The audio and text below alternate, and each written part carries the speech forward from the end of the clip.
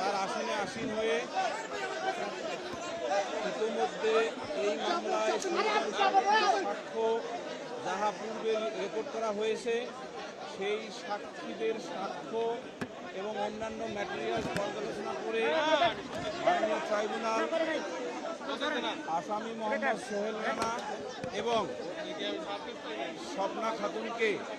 দোষী সাব্যস্ত করে নারী ও শিশু নির্যাতন দমন আইন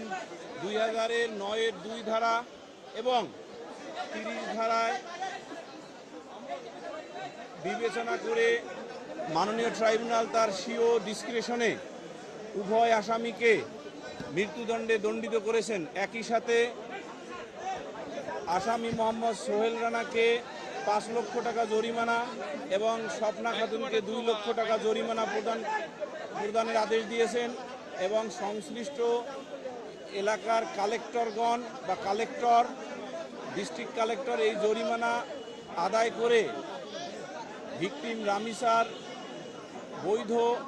ওয়ারিসদের নিকট প্রদান করবেন সেই আদেশও দিয়েছেন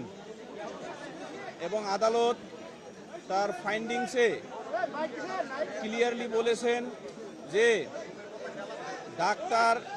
তার সাক্ষ্যে অর্থাৎ অটোপসি রিপোর্ট যিনি দিয়েছেন সেই অটোপসি রিপোর্টে ডাক্তার ক্লিয়ারলি উল্লেখ করেছেন যে ভিকটিম রামিসা আক্তারের দেহে ধর্ষণের আলামত পেয়েছেন এবং যার কারণে তিনি সকল সাক্ষ্য বিশ্লেষণ করে এই সিদ্ধান্তে উপনীত হয়ে রায় দিয়েছেন এবং আমরা প্রসিকিউশন পক্ষে রায়ে সন্তুষ্ট এবং আমরা এই রায় এর ক্ষেত্রে ধন্যবাদ জানাই সদাশয় সরকারের মাননীয় প্রধানমন্ত্রী, হোম মিনিস্টার এবং ল মিনিস্টার মহোদয়কে।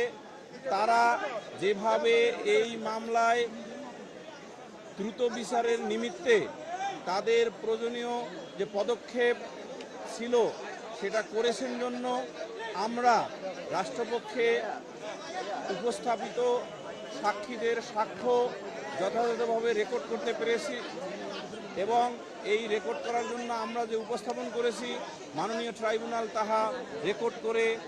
অতি দ্রুততম সময়ে আজকে রায় ঘোষণা করেছেন এবং এই রায়ে আবারও আমরা বলি আমরা প্রসিকিউশন পক্ষ সন্তুষ্ট।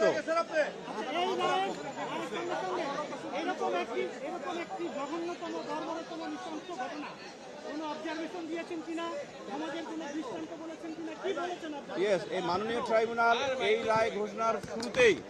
বলেছেন যে শিশুদের অধিকার বা শিশুদের রক্ষা করা একটি রাষ্ট্রের মৌলিক উদ্দেশ্যগুলোর একটি এবং আমাদের এই রাষ্ট্রেরও মৌলিক উদ্দেশ্যগুলোর একটি হলো আমাদের যে ভবিষ্যৎ প্রজন্ম শিশুদের রক্ষা করা। সেই শিশুদের কোনো শিশুর মধ্যে যদি এই ধরনের ন্যাক্কারজনক অপরাধ সংঘটিত হয় তার ক্ষেত্রে কোনো ধরনের মানে দয়া দাক্ষিণ্য না দেখিয়ে সিভিয়ার পানিশমেন্ট দিতে হবে এবং তারই নিরিখে মাননীয় ট্রাইব্যুনাল তার স্বীয় বিবেচনায় এবং তার নিজস্ব জুরিসডিকশনে এই মৃত্যুদণ্ডে দণ্ডিত করেছেন উভয় আসামিকে। আমাদের সংবিধানের আর্টিকেল 31-এর দিকে তাকাবেন, ওখানে 18টা মৌলিক অধিকারের মধ্যে আর্টিকেল 31 হলো একমাত্র আর্টিকেল বা ফান্ডামেন্টাল রাইট যেটাকে বলা হয়েছে ইনএলিয়েনেবল। এটার মূল কথা হলো ইন অ্যাকর্ডিংস উইথ ল। এই মামলার পরবর্তী কার্যক্রম হাইকোর্ট বিভাগে যাবে, আপিল বিভাগে যাবে এবং পরবর্তী পর্যায়ে রাষ্ট্রপতির নিকট যাবে কিনা সেটার এই যে প্রসেস এটা হলো ইন অ্যাকর্ডিংস উইথ ল। এই ইন অ্যাকর্ডিংস উইথ ল এর যে ডিউ প্রসেস অফ ল এটাকে আমরা কিন্তু বাইপাস করতে পারবো না এবং রাষ্ট্র হিসেবে সভ্যতার